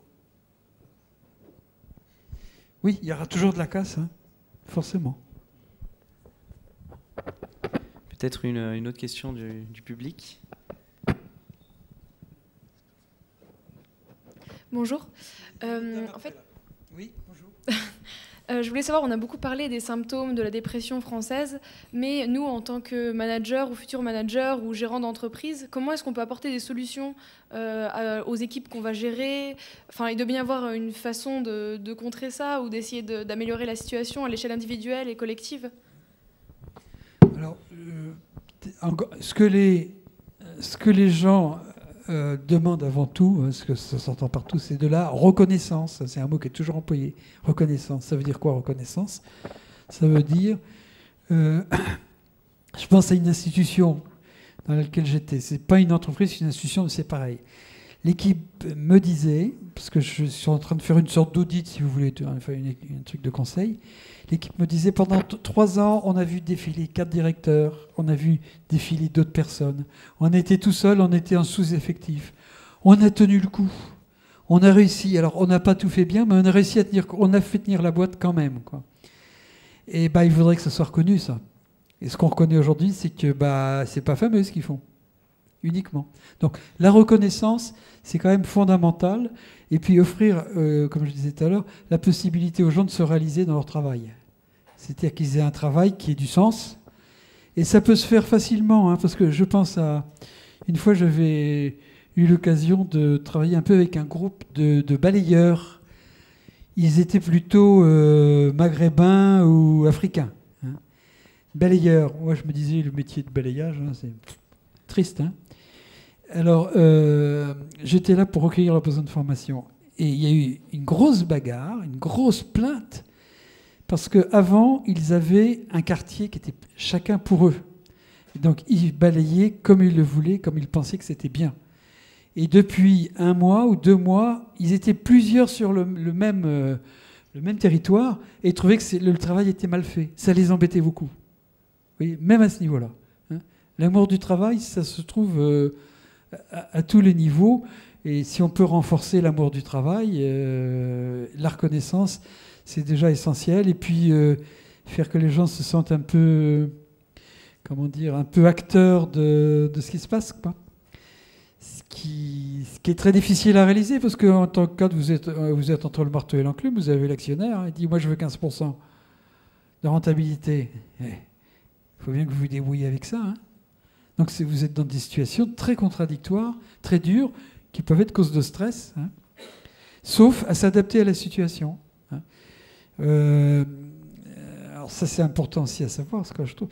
On a fait des expériences psychologiques. Vous mettez des gens dans une situation réelle, contraire à leurs idéaux.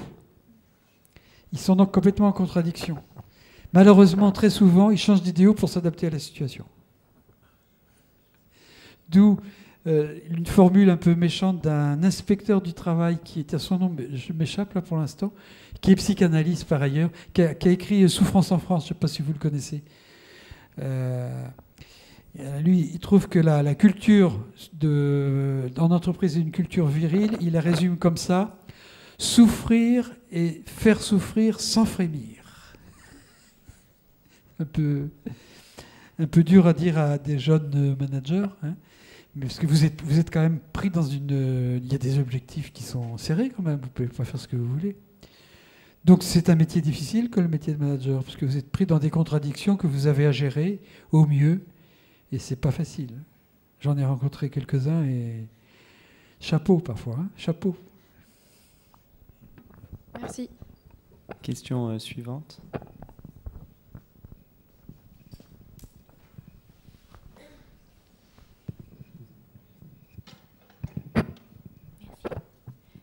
Oui, tout à l'heure, vous parliez des pervers.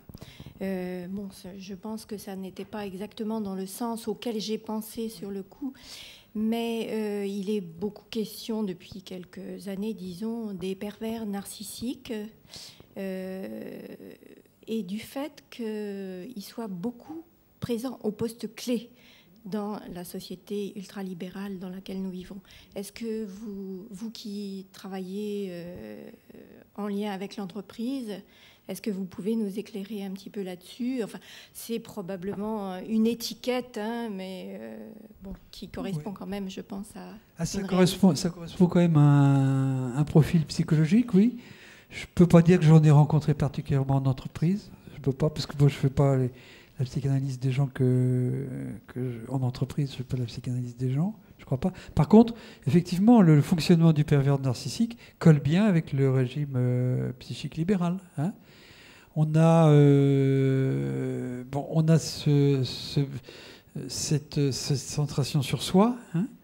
On est prêt, un pervers narcissique est prêt à vous embobiner de façon extraordinaire. Ce sont des gens qui sont d'une habileté extraordinaire.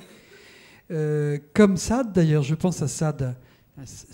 Sade expliquait dans Français encore un effort pour faire la révolution. Il dit, vous vous rendez compte quand même, on a tous la nature qu'on a, on n'y peut rien, c'est pas de notre faute. On est comme on est, c'est la nature qui nous a fait comme on est. Et il y a des lois qui nous empêchent, qui nous gênent dans le libre développement de notre nature. Hein. C'est-à-dire que un criminel, s'il est criminel, c'est dans sa nature de tuer. Pourquoi le punir pour ça, le pauvre? Vous voyez, des montages de discours, ça c'est vraiment un discours pervers. Hein. C'est qu'on peut monter des discours pour convaincre. Hein. Alors, sans doute que les pervers narcissiques ne tiennent pas le discours de ça, mais ça ressemble, quoi. C'est pour ça que je cite ça, c'est-à-dire une façon de vous raconter les choses qui fait qu'on ne sait plus, quoi. Peut-être bien. Donc oui, sans doute que la pathologie du pervers narcissique, c'est un peu comme les calamites dont je parlais. Ça se développe, on en parle beaucoup, c'est à la mode aussi, hein, mais ça fait partie de pathologies qu'on rencontre plus qu'avant. Alors, est-ce qu'on y est plus attentif ou pas? Ça, on ne sait pas. Hein, on ne sait pas. C'est pareil pour les calamites. Dans le temps, il y a 50 ans, on appelait ça des sociopathes, mais ça existait déjà. Maintenant, on parle de borderline ou de cas limite, mais enfin, c'est la même chose. Enfin, oui, le pervers narcissique est bien homogène avec le fonctionnement de la psyché libérale, oui.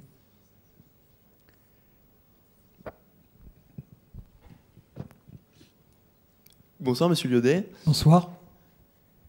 J'ai écouté la réponse que vous avez apportée à la question qui vous a été posée tout à l'heure sur des pistes d'amélioration qui pouvaient être présentes en entreprise pour un manager, par exemple.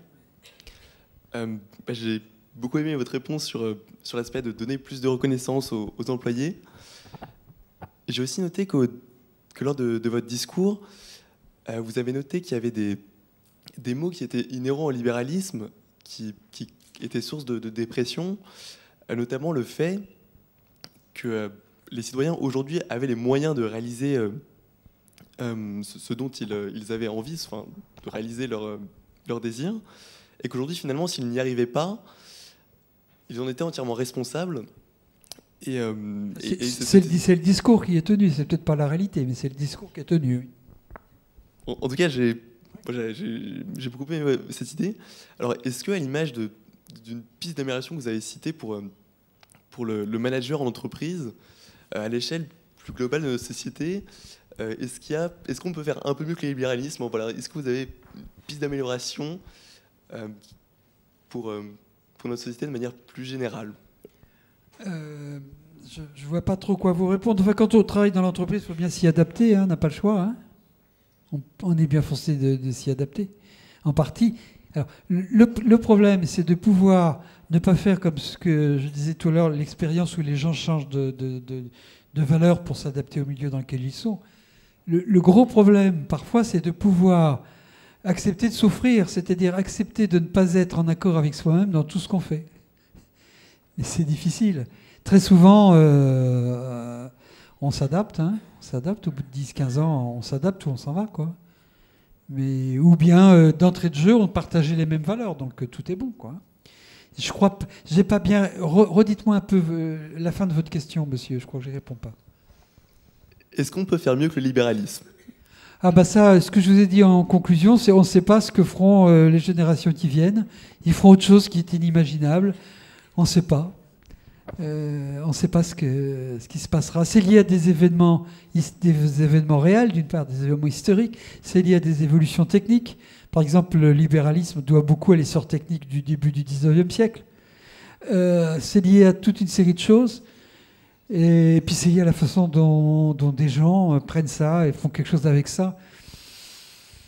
C'est ce que je vous ai dit à la fin sur le côté que le sujet individuel ou collectif est impensable. Il y a quelque chose qui va surgir, mais ça sera du nouveau. Et le nouveau, bah, on ne le connaît pas. Je suis désolé, mais je ne vois pas ce que je peux vous répondre de plus que ça.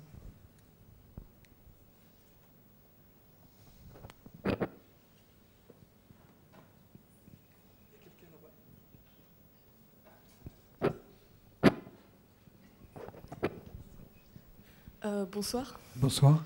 Je voulais revenir sur une chose dont vous aviez parlé tout à l'heure. En fait, vous avez parlé de l'ère patriarcale. Et est-ce que quand vous définissez la femme par rapport à son lien à l'enfant, alors que toutes les femmes ne désirent pas forcément d'enfants, vous ne pensez pas que vous êtes un peu là-dedans? Peut-être, je dois avoir des attaches, hein, sans doute. Hein. Mais enfin, je ne connais pas les statistiques, mais enfin, la plupart des femmes désirent à un moment de leur vie faire des enfants. Aujourd'hui, c'est plutôt sur le coup de 35 ans. Hein. Mais oui, c'est... Non, je ne crois pas que je sois patriarcal, après tout. Non. Non, faire des enfants, je pense que ça fait partie de notre vie. Mais on peut avoir des choix autres. Pourquoi pas, hein? Mais en fait, c'est la définition que vous donniez en disant que pour une femme, porter un enfant, c'était un peu comme... Enfin, qu'un enfant était comme un organe pour elle. Vous n'êtes pas une femme, donc vous ne pouvez pas savoir non plus. Et il me semblait que c'était un regard un peu... comment dire? Que vous regardiez... D'une part, j'ai entendu un certain nombre de femmes. Et d'autre part, c'est justement un sujet sur lequel je travaille avec une psychanalyste qui depuis 20-30 ans, essaie de voir qu'est-ce qui se passe au niveau relationnel entre le fœtus et sa mère. Et il y a beaucoup de communication, il se passe des tas de choses extraordinaires. Et on sait déjà, par exemple, Françoise Dolto déjà avait repéré que il suffit qu'une mère enceinte, pas encore mère, donc une femme enceinte, oublie son enfant pendant 8 jours, 15 jours, sous le coup d'un grand traumatisme, ça pouvait produire vraiment des effets importants pour l'enfant une fois né. Donc il y a des trucs qui se passent entre la mère et le fœtus qui sont très importants. Et c'est donc en repensant au travail que je suis en train de préparer avec Tamara Lando, ça fera peut-être un livre, ça s'appellera Vie fœtale et destin. Si on trouve un éditeur. On sait quand même des choses. Il y a le témoignage de beaucoup de femmes quand même sur lequel on s'appuie. Dans ce qu'elles disent, ce qu'elles rêvent, ce qu'elles associent. Il y a toute une série de choses qui sont reprises d'ailleurs par le courant, je ne sais pas si vous connaissez, le courant de la périnatalité. On se préoccupe beaucoup en ce moment des relations entre les mères, les bébés, les mères et les fœtus, parce que c'est très important. Mais bon, l'histoire de le ressentir comme un organe, oui. Enfin, en tout cas, il y a une fusion forte, quoi. Il y a une vie pour deux, on est deux dans un corps, et on pourrait le dire aussi comme ça autrement. Il y a quelque chose de ce genre qui est vécu par la mère, et qui est très souvent, c'est pas au moment de l'accouchement que la séparation se fait, hein. Elle est très progressive, et certaines mères se séparent jamais de leur enfant. Mais il y en a aussi qui se sont jamais sentis liés à leurs enfants, parce que moi, il me semble que dans ce que vous dites, vous légitimez un peu cette idée qu'on a de l'instinct maternel. Or, on sait aujourd'hui qu'il n'est pas inné, et qu'il y a certaines femmes qui sentent leur enfant dès le début comme un étranger. Aussi, toutes le sentent comme un étranger, toutes. Consciemment ou inconsciemment. Il y a les deux, je crois. Il y a les deux, c'est plus ou moins vécu consciemment, inconsciemment. En tout cas, les femmes qui passent leur grossesse en pleine forme, comme si elles n'étaient pas enceintes, on remarque que souvent, il y a des problèmes après pour l'enfant. Hein.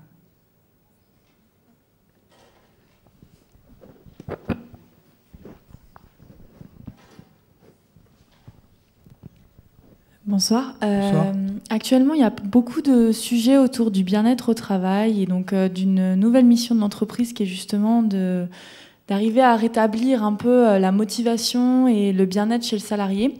Est-ce que vous pensez justement que toutes ces thématiques autour du bien-être, est-ce que finalement c'est pas l'entreprise qui va un peu guérir cette France déprimée? Ce serait formidable, hein. C'est vrai qu'il y a un gros souci, parce que ça fait, comme je vous disais tout à l'heure, il y a un bout de temps qu'on s'inquiète, quoi, parce qu'on constate... Alors, les suicides sont toujours déclencheurs, hein. Je vais parler du déclenchement d'une réflexion à partir des suicides au Japon, mais les suicides qu'on a connus dans des entreprises comme Orange il y a quelques années, ça fait réfléchir aussi, hein. Donc effectivement... Et puis, ce que je n'ai pas dit tout à l'heure dans ma conférence, c'est que les déprimés, c'est embêtant, parce qu'ils coûtent et puis ils ne performent pas. Hein, donc il y a un manque de valeur à gagner là. Hein. Donc on aura intérêt effectivement à ce qu'ils soient motivés, actifs et productifs. Parce que derrière. Donc il y a une volonté de beaucoup d'entreprises qui notamment se créent des baromètres de risque au travail, enfin, beaucoup de choses pour essayer de mesurer ça. Beaucoup d'entreprises sont très inquiètes de la chose et essaient de mettre sur pied des solutions. Hein. Mais la logique profonde reste la même. Hein. Il y a un propriétaire qui veut 10%, 15% à la fin de l'année. Hein. Et puis, il y a des ennemis, hein, les concurrents, contre lesquels il faut se battre. Donc, il faut faire des efforts. Et on est dans une logique qui permet pas, je crois, aux entreprises de fonctionner très différemment de leur fonctionnement actuel.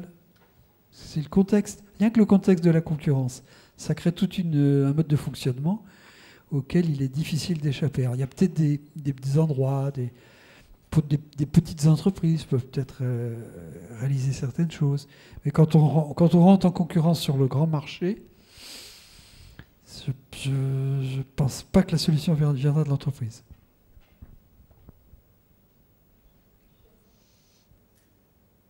Juste pour réagir un petit peu, c'est vrai que je suis assez d'accord avec vous. Après, on voit justement arriver des modèles comme l'entreprise libérée ou des nouvelles innovations managériales qui sont justement sur un nouveau mode de responsabilisation du salarié.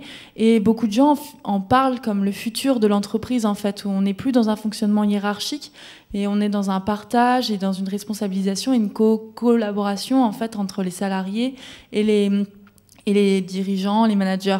Donc après, à voir effectivement si c'est exportable partout, mais ça reste quand même une vraie solution. Et d'ailleurs, ces entreprises-là qui fonctionnent avec un autre modèle performent très très bien.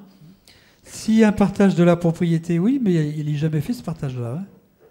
Il y a toujours des propriétaires et des gens qui travaillent pour le propriétaire. Et ça ne bouge pas. Et ça structure complètement les relations. Alors vous pouvez... je repense à... Vous savez, la vie des entreprises, c'est dur, c'est compliqué. Je pense à une société, une filiale anglaise. J'avais travaillé un peu pour le comité de direction. Elle ne marchait pas. On a dit au cadre, mettez-en un coup. Hein. Ils ont redressé la boîte. Pendant 2 ans, ils ont fait des efforts extraordinaires. La mariée a été belle. Hein. L'entreprise était profitable. Ah bah, qu'est-ce qui s'est passé? C'est l'effet banal de la vie d'entreprise. Bah, le propriétaire, il l'a vendu à quelqu'un d'autre, il a fait un beau bénéfice.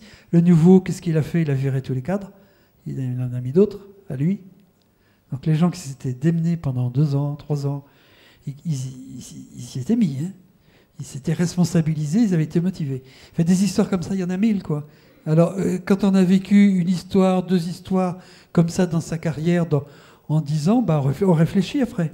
Et l'entreprise est libérée, on la regarde... en détail. Hein. Peut-être une dernière question.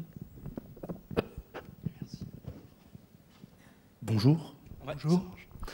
Tout à l'heure, vous avez souligné un aspect positif de la dépression, notamment sur la prise de distance. Et moi, je me posais la question, est-ce que le dépressif n'est-il pas celui qui est incapable de prendre la distance, et notamment de cibler l'objet de sa dépression?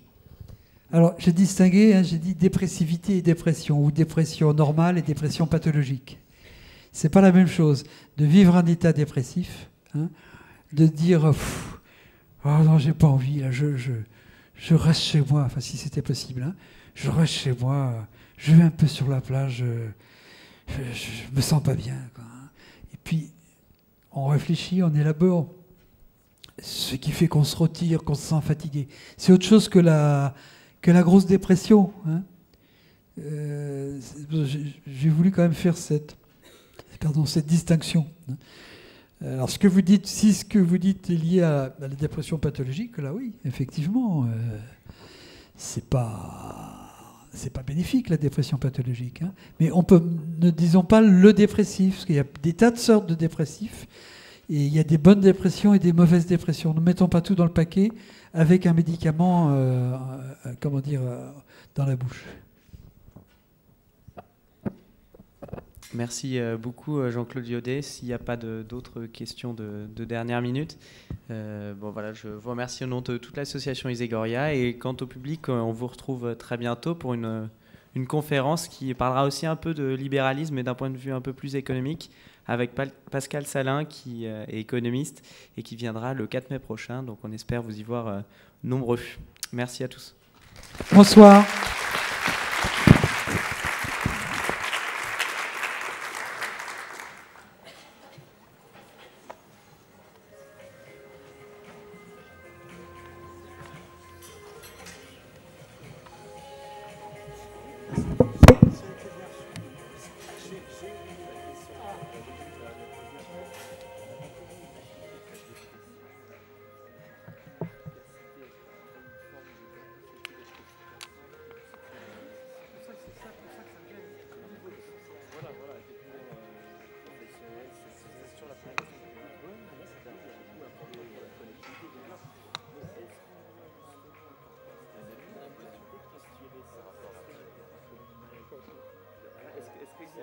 C'est bien ce qu'il y a, c'est bien ce que oui, donc en fait, en France,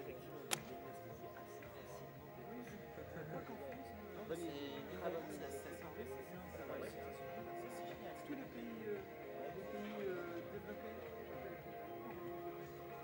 peut-être beaucoup, c'est quand on est dans une démarche de la performance.